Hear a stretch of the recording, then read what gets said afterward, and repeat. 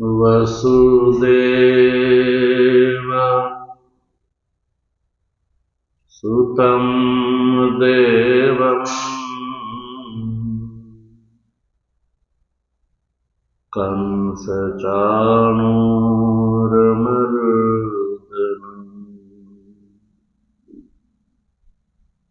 देवकी परमानन्दम्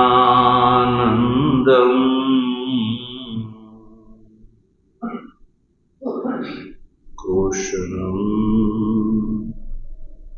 वन्दे जगद्गुरु।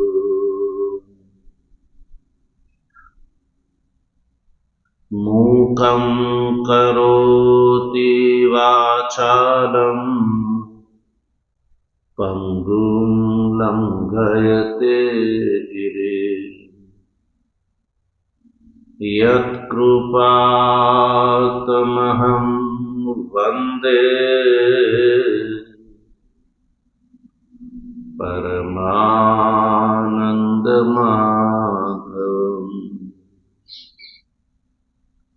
शङ्करं शङ्कराचार्यं केशवं बादरायणम् सूत्रभाष्य कृतौ वन्दे भगवन्तौ पुनः पुनः। ईश्वरो गुरुरात्मेति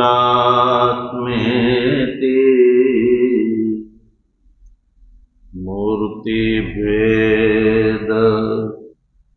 विभागिने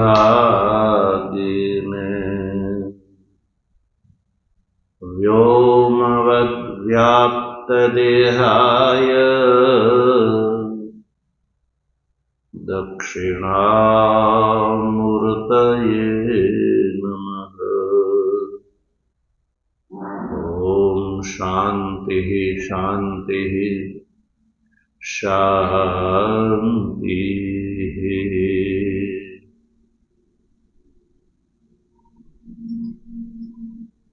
तत्वजिज्ञासु सज्जनों, ભગવાનની પરમાનુકંપાથી શ્રીમદ ભગવદ્ ગીતા શાંકર ભાષ્યનો વિચાર કરી રહ્યા છીએ। આ વિચાર ક્રમમાં સૌથી પહેલા આચાર્ય ભગવત્પાદ ભગવાન શંકરાચાર્યજી દ્વારા કૃત મંગલાચરણનો આપણે બહુ વિસ્તારથી વિચાર કર્યો।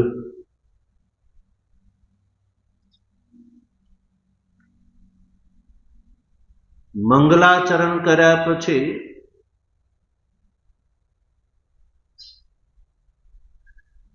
પ્રેક્ષાવાન સજ્જનોની પ્રવૃત્તિનું જે અંગભૂત યાવત પ્રયોજનમ નોક્તમ તાવત તત્કેન ગૃહ્યતે, આ સુક્તિ અનુસાર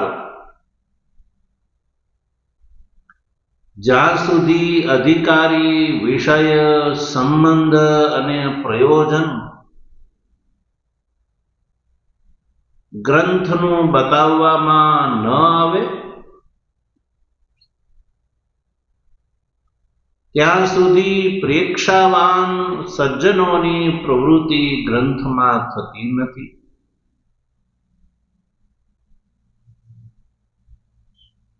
એટલે આ વાતને ધ્યાનમાં રાખીને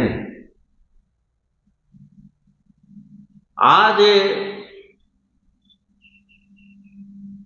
ગીતા ગ્રંથ છે એનો અધિકારી, વિષય,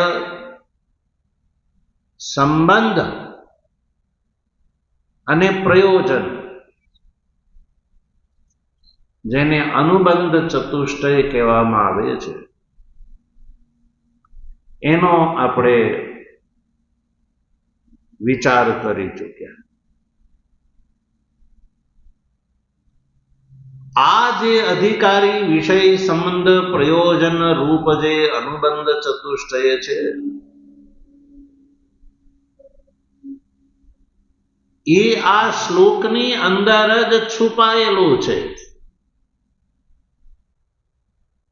મંગલાચરણ શ્લોકમાં જ છુપાયેલું છે, જેની આપણે ચર્ચા કરી ચૂક્યા. એ શ્લોકમાં જે નારાયણ શબ્દ જે છે, એ શબ્દથી જ આ ગ્રંથનો અભિધેય એટલે કે વિષય જે છે એ કહેલો છે.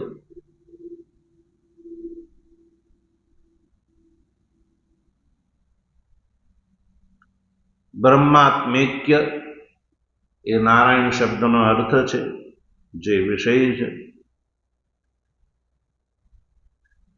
ગ્રંથની સાથે વિષયનો વિષય ભાવ સંબંધ છે.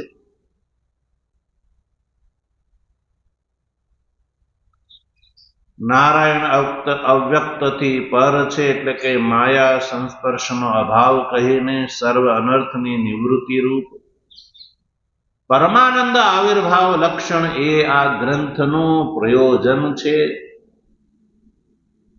અને આવા પ્રયોજનની કામના વાળો જે મુમુક્ષુ છે, એ આ ગ્રંથનો અધિકારી છે.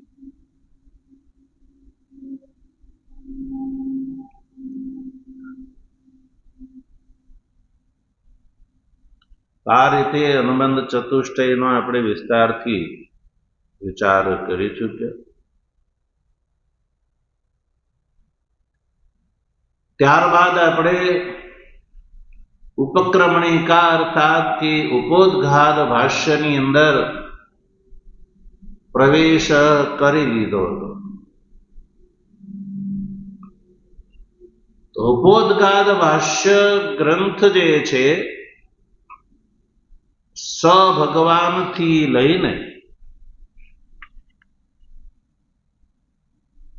શોક મોહ મહોદધૌ નિમગ્નાય ઉપદિદેશ, અહીંયા સુધીનો જે આ ઉपोदघात ગ્રંથ ભાષ્ય ગ્રંથ છે, એ ભાષ્ય ગ્રંથના માધ્યમથી ભગવાન ભાષ્યકારે જે અનઆપ્ત પ્રણિતત્વ રૂપ જે શંકા છે, એ શંકાને ધ્યાનમાં રાખીને આ ઉपोदघात ગ્રંથની અંદર એ શંકાની નિવૃત્તિ કરી છે.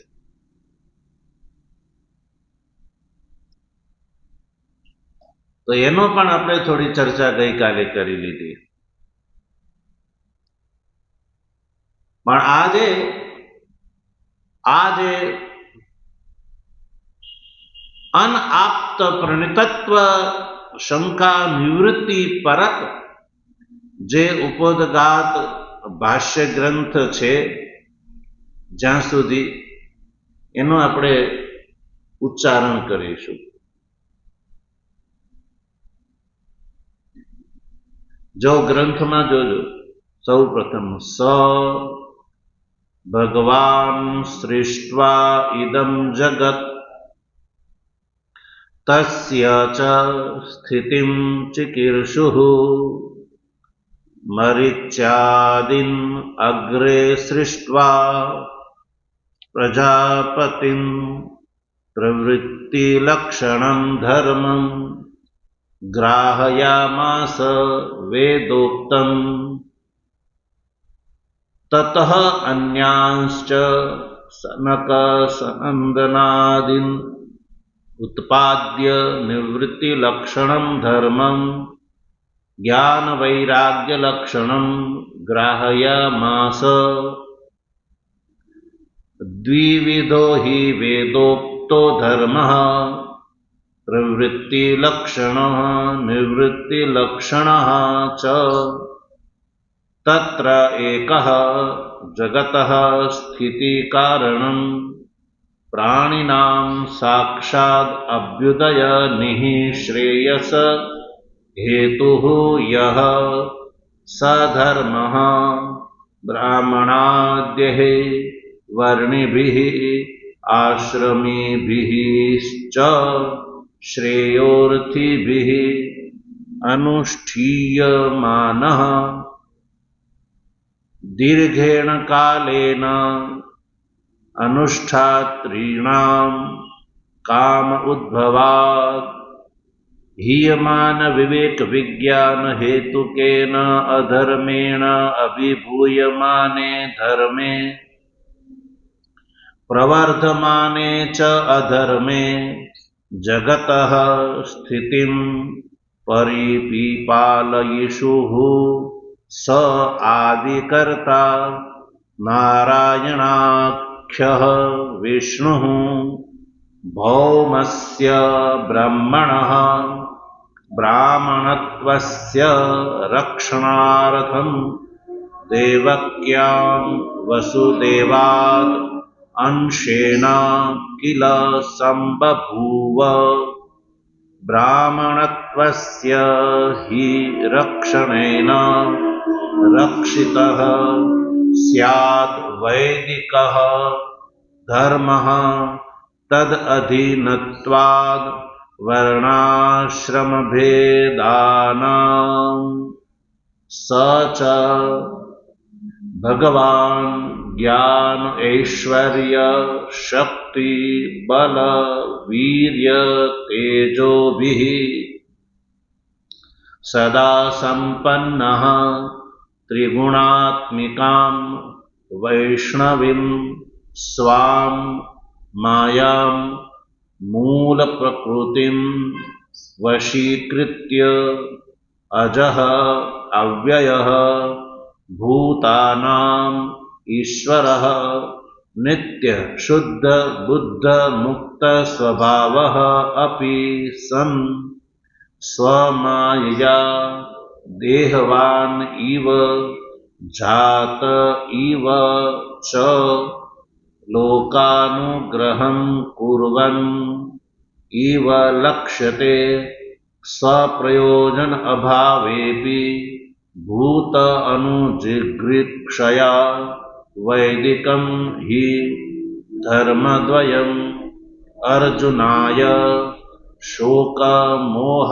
મહોદધૌ નિમગ્નાય ઉપદિદેશ. તો સચ થી લઈને અહીંયા આ નિમગ્નાય ઉપદિદેશ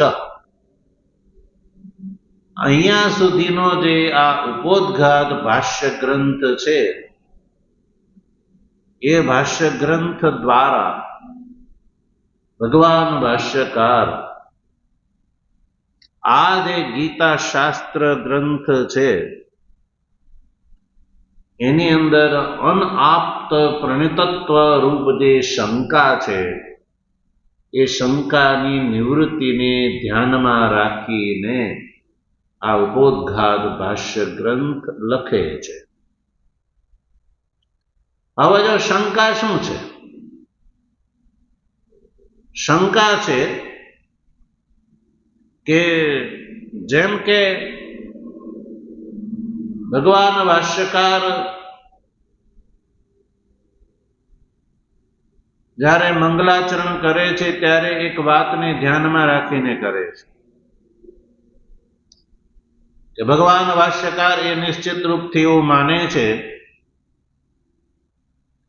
કે આ જે ગીતા ગ્રંથ છે એ સાધ્ય અને સાધન એવી જે બે નિષ્ઠા છે એનું પ્રતિપાદન આ ગીતા શાસ્ત્રમાં કરે છે. સાધ્ય સાધન ભૂતમ નિષ્ઠા દ્વયમ અત્ર ભગવતા પ્રતિપાદ્યતે કે ભગવાન શ્રી કૃષ્ણએ આ ગીતા ગ્રંથની અંદર જ્ઞાન નિષ્ઠા અને કર્મ નિષ્ઠા આ બે જે ઉપાય અને ઉપેયભૂત છે, ઉપાય અને ઉપેય કહો અથવા સાધ્ય સાધન કહો, તો સાધ્ય રૂપથી જ્ઞાન નિષ્ઠા અને સાધન રૂપથી કર્મ નિષ્ઠા આ બે જે નિષ્ઠા છે એનું આ ભગવદ્ ગીતાની અંદર ભગવાને પ્રતિપાદન કર્યું છે એવું ભગવાન ભાષ્યકાર કહેવા માંગે છે. તો આના ઉપર એક શંકા ઊભી થાય છે કે ભગવાન શ્રી કૃષ્ણનો જે જન્મ છે એ તો ભૂમિના ભારનું અપહરણ કરવા માટે થયો છે. શા માટે થયો છે? ભૂમિના ભારનું અપહરણ કરવા માટે, એટલે ભૂમિનો ભાર ઉતારવા માટે. ભગવાનનો જન્મ શા માટે થયો છે? ભૂમિનો ભાર ઉતારવા માટે. ભૂમિનો ભાર ઉતારવા માટે શા માટે? કયો જે ભૂમિ એટલે પૃથ્વી સૌથી પહેલા બ્રહ્માજીની શરણમાં ગઈ કે મારી ઉપર આ પાપી લોકોનો ભાર બહુ વધી ગયો છે, મને આ પાપી લોકોનો ભાર લાગે છે, પુણ્યશાળીનો નહીં. ભૂમિને ભાર કોનો લાગે બોલો?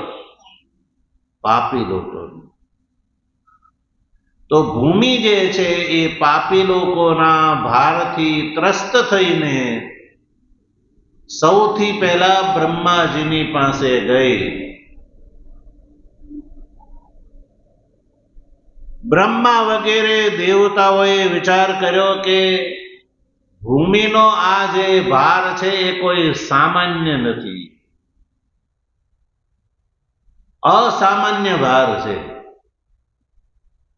અને આવો અસામાન્ય ભાર જે છે એ જ્યાં સુધી ભગવાન અવતાર ધારણ ન કરે ત્યાં સુધી આ ભાર ઉતરે નહીં. એટલે બ્રહ્માજી અન્ય દેવતાઓને સાથે લઈ અને પૃથ્વીને પણ સાથે લઈ અને ભગવાન વિષ્ણુને જઈને પ્રાર્થના કરી. તો ભગવાન વિષ્ણુએ બ્રહ્મા વગેરે દેવતાઓની પ્રાર્થનાથી આ જે ભૂમિનો ભાર ઉતારવા માટે થઈને વસુદેવ દ્વારા દેવકી ના ગર્ભથી ભગવાન વિષ્ણુ જે છે એ આવિર્ભૂત થાય છે, એટલે કે જન્મ ધારણ કરે છે.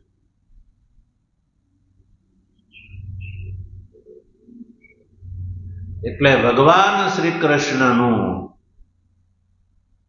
પ્રધાન કાર્ય છે ભૂમિના ભારનું અપહરણ, એટલે કે ભૂમિનો ભાર ઉતારવો. તો જ્યારે ભગવાન શ્રી કૃષ્ણનો જન્મ આ ભૂમિનો ભાર ઉતારવા માટે જ થયો છે, તો પછી અર્જુન ને ધ્યાનમાં રાખીને ભગવાન શ્રી કૃષ્ણએ આ ગીતાની અંદર પ્રવૃત્તિ લક્ષણ ધર્મ, નિવૃત્તિ લક્ષણ ધર્મ અથવા તો જ્ઞાન નિષ્ઠા અને કર્મ નિષ્ઠા જે આ બે જે છે એ બે જે શાસ્ત્રની જે નિષ્ઠા છે એ નિષ્ઠાનો ઉપદેશ ભગવાન શ્રી કૃષ્ણે આ ગીતામાં કર્યો છે. એ એવું કઈ રીતે કહી શકાય? જ્યારે ભગવાન શ્રી કૃષ્ણનો જન્મ તો ભૂમિના ભારને ઉતારવા માટે છે. તો આ ગીતાની અંદર ભગવાન શ્રી કૃષ્ણ અર્જુનને આ બે નિષ્ઠાનો ઉપદેશ આપે છે એવું કહી શકાય નહીં. કારણ કે આ જે જ્ઞાન નિષ્ઠા અને કર્મ નિષ્ઠાનો ઉપદેશ આપવો એ એક અલગ વાત છે. ભૂમિનો ભાર ઉતારવા રૂપ કાર્ય એ પણ એક અલગ વાત છે. એવું કોણ માને છે? એક શંકાકાર પૂર્વ પક્ષી એવું કહી શકે. અહીંયા ભગવાન ભાષ્યકારની સામે આવી શંકા ઉપસ્થિત કરી શકે કે ભૂમિનો ભાર ઉતારવો એટલે આ જે ભૂમિ ઉપર જે દુષ્ટ લોકો છે, જે પાપી લોકો છે, એને હણવા,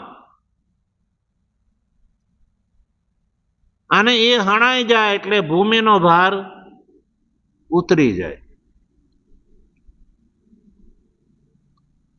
તો ભગવાન શ્રી કૃષ્ણએ આપણે જાણીએ છીએ કે શ્રીમદ ભાગવતના 10મ સ્કંદની અંદર અને 11મા સ્કંદની અંદર ભગવાન શ્રી કૃષ્ણના આવિર્ભાવથી લઈને તિરોભાવ સુધીના સંપૂર્ણ જીવનનો ઉલ્લેખ ભાગવતની અંદર જોવા મળે.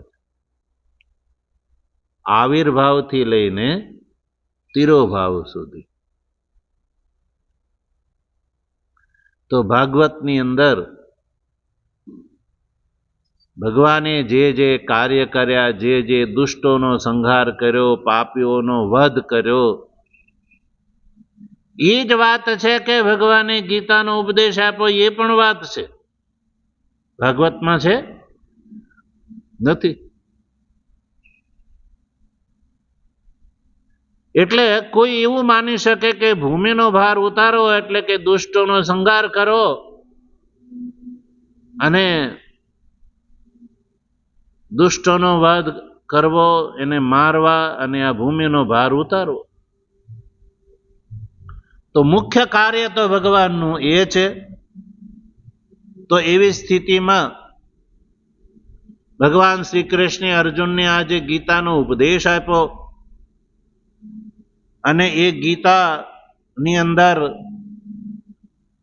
આ વૈદિકી જે બે નિષ્ઠા છે, એ નિષ્ઠા જે છે એનો ભગવાન શ્રી કૃષ્ણે મધ્યમ પૃથાસુત જે અર્જુનને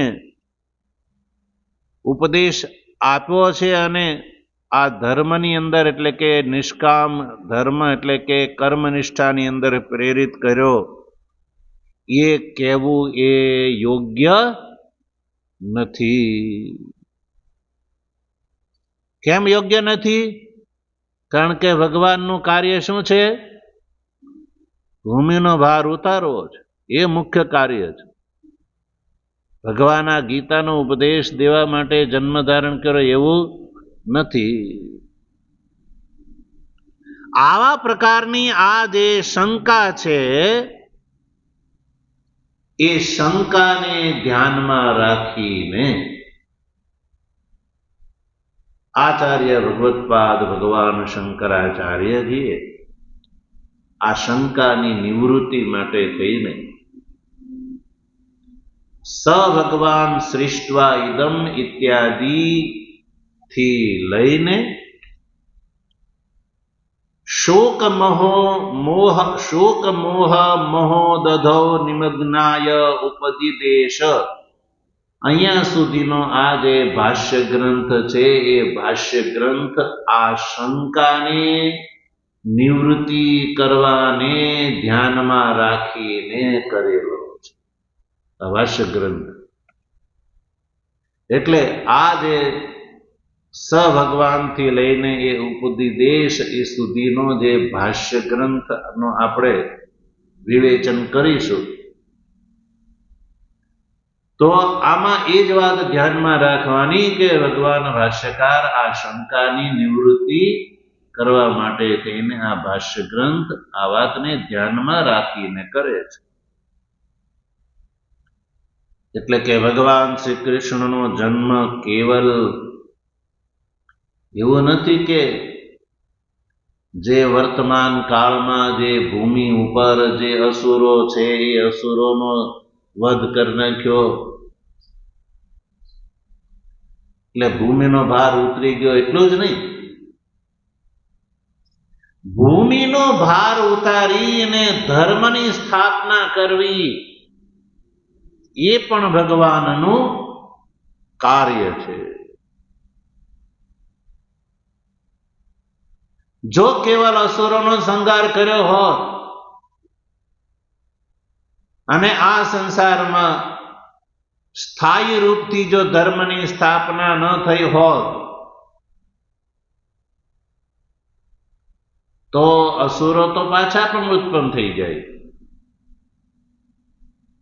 એટલે ભૂમિનો ભાર ઉતારવાની સાથે સાથે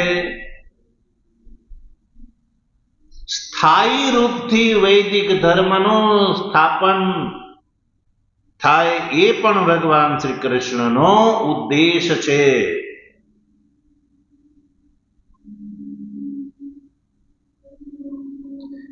એ વાતને ધ્યાનમાં રાખીને ભગવાન આ ભાષ્ય લખે છે. યદ્યપિ ભગવાન ભૂમિનો ભાર ઉતારવા માટે જન્મ ધારણ કર્યો છે, પણ આ ધર્મ સંસ્થાપન રૂપી જે કાર્ય જે છે એ સ્વાભાવિક છે. ભગવાન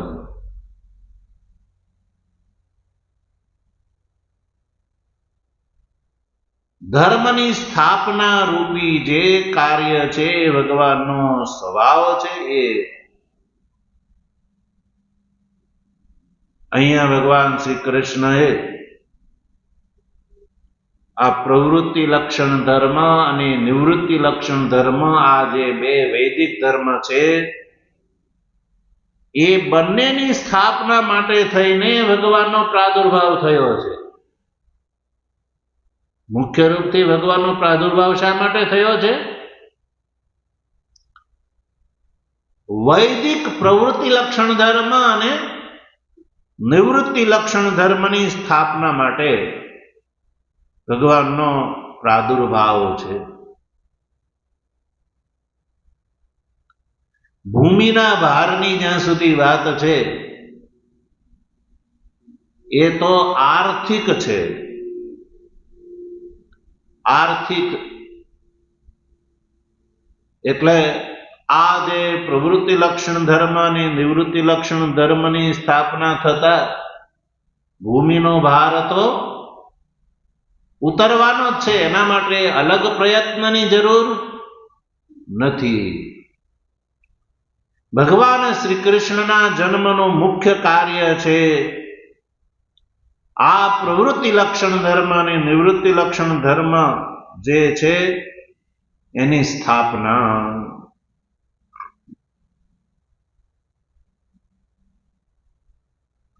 એટલે અર્જુનને નિમિત્ત કરીને ભગવાન શ્રી કૃષ્ણએ આ બે ધર્મનો ઉપદેશ આ ગીતાની અંદર ભગવાન શ્રી કૃષ્ણે પ્રદાન કર્યો છે.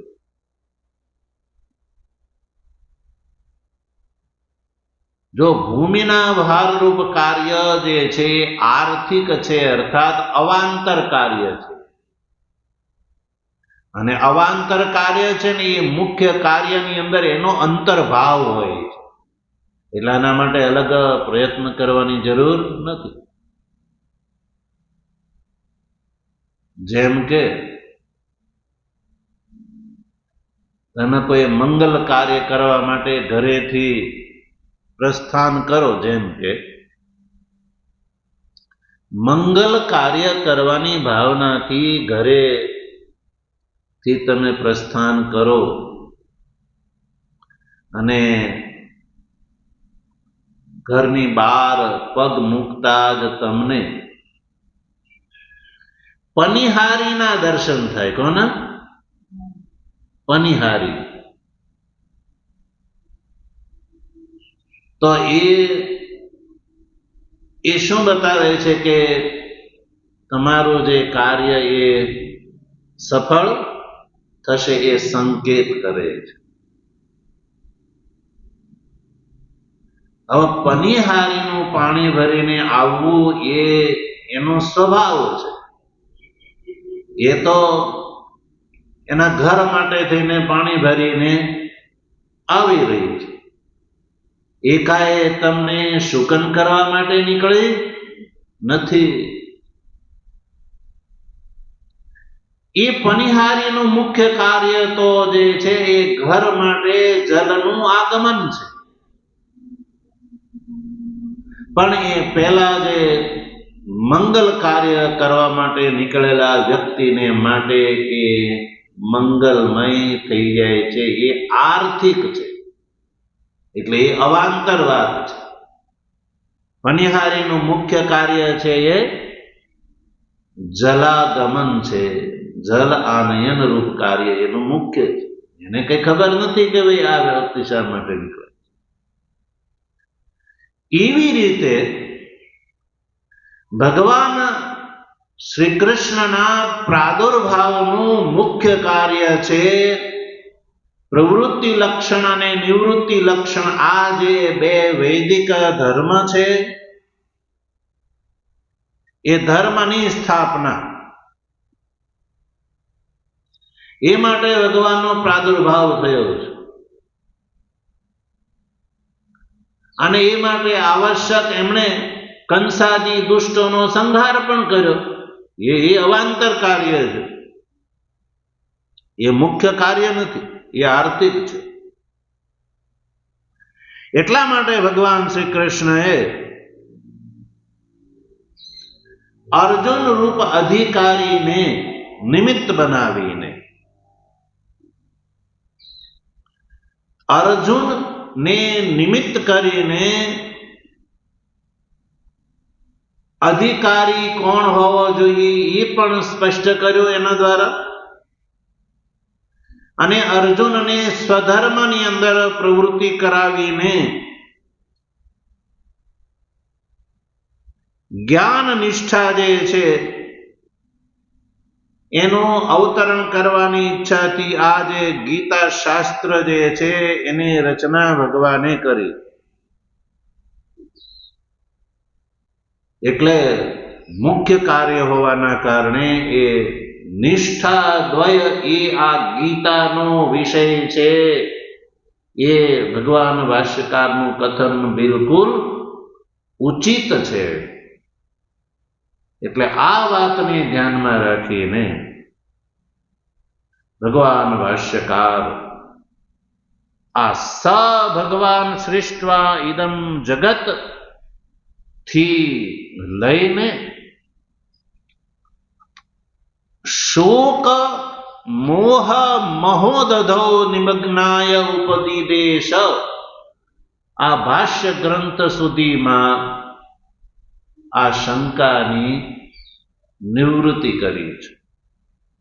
ભગવાનનો જન્મ આ જ્ઞાનનિષ્ઠા અને કર્મનિષ્ઠા રૂપ આ જે બે પ્રવૃત્તિ, આ પ્રવૃત્તિ લક્ષણ ધર્મ યા નિવૃત્તિ લક્ષણ ધર્મની સંસ્થાપના માટે થયો છે. એટલે આ ગીતાનો વિષય આ પ્રવૃત્તિ અને નિવૃત્તિ લક્ષણ ધર્મ અથવા જ્ઞાન નિષ્ઠા અને કર્મનિષ્ઠા આ બે નિષ્ઠાનું પ્રતિપાદન કરવા માટે ભગવાનની પ્રવૃત્તિ છે એ વાત નિશ્ચિત થઈ જાય છે.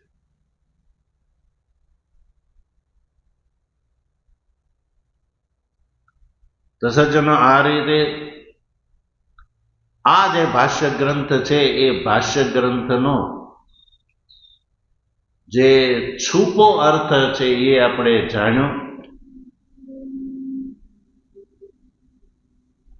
હવે આ જે ઉપોદ્ઘાત જે ભાષ્ય ગ્રંથ જેટલા ગ્રંથનું આપણે ઉચ્ચારણ કર્યું એનું પ્રતિપદ વ્યાખ્યાન જે છે એ ભગવાનની કૃપા હશે તો એનો આગળ વિચાર કરીશું. ઓમ વસુદેવ સુતં દેવં કંસચાણૂરમર્દનમ દેવકી પરમાનંદમ કૃષ્ણં વંદે જગદ્ગુરુ શંકરં શંકરાચાર્યં કેશવં બાદરાયણં સૂત્રભાષ્યકૃતૌ વંદે ભગવन्तौ પુનઃ પુનઃ. ઈશ્વરો ગુરુરાત્મેતિ મૂર્તિભેદ વિભાગિને વ્યોમવદ્વ્યાપ્તદેહાય દક્ષિણામૂર્તયે નમઃ. ઓમ શાંતિ શાંતિ શાંતિ. સદગુરુ